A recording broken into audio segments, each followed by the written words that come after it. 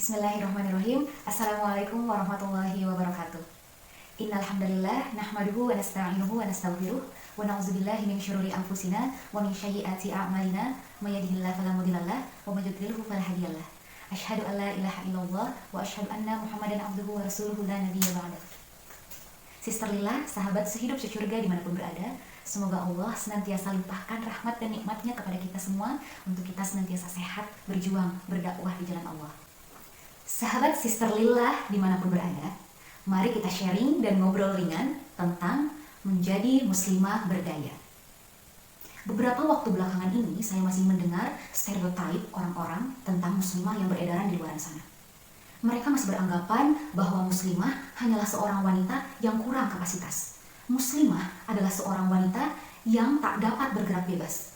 Muslimah adalah seorang wanita yang tak perlu ilmu tinggi untuk menjadi cerdas. Astagfirullahaladzim, subhanallah.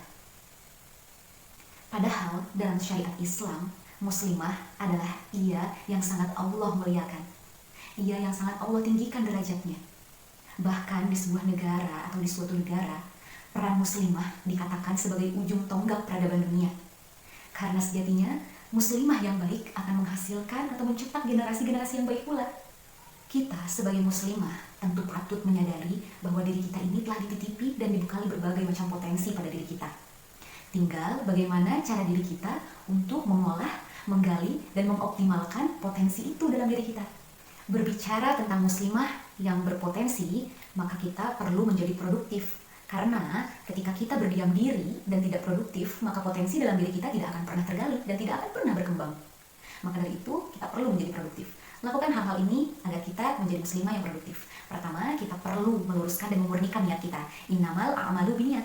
Segala sesuatu tergantung pada niatnya. Kedua, kita perlu proaktif untuk mencari ilmu. Kita senantiasa semangat mencari ilmu dimanapun dan kapanpun tanpa batasan waktu. Kita perlu menambah wawasan. Selanjutnya, kita perlu membuat rencana-rencana yang bisa memanfaatkan waktu secara efektif agar visi yang kita raih bisa benar-benar terwujud dan kita capai dengan baik. Kemudian, kita perlu ingat atau kembali fokus pada niat awal kita.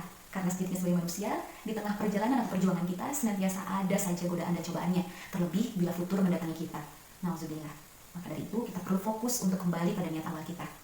Setelah semua niat ikhtiar kita lakukan, maka yang paling akhir adalah kita bertawakal kepada Allah Subhanahu wa taala. Kita berserah diri, seraya memohon, meminta apapun yang terbaik yang Allah berikan untuk kita.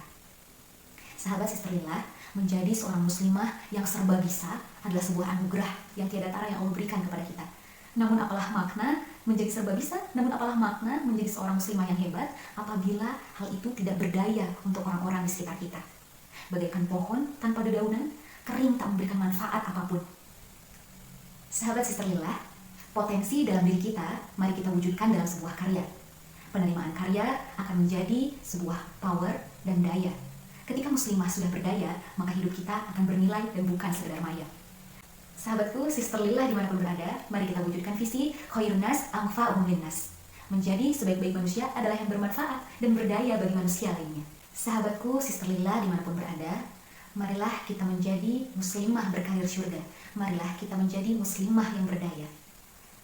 Sekian yang dapat Syifa sampaikan. Wallahul muwaffiq ila aqwamit thoriq. Wassalamualaikum warahmatullahi wabarakatuh.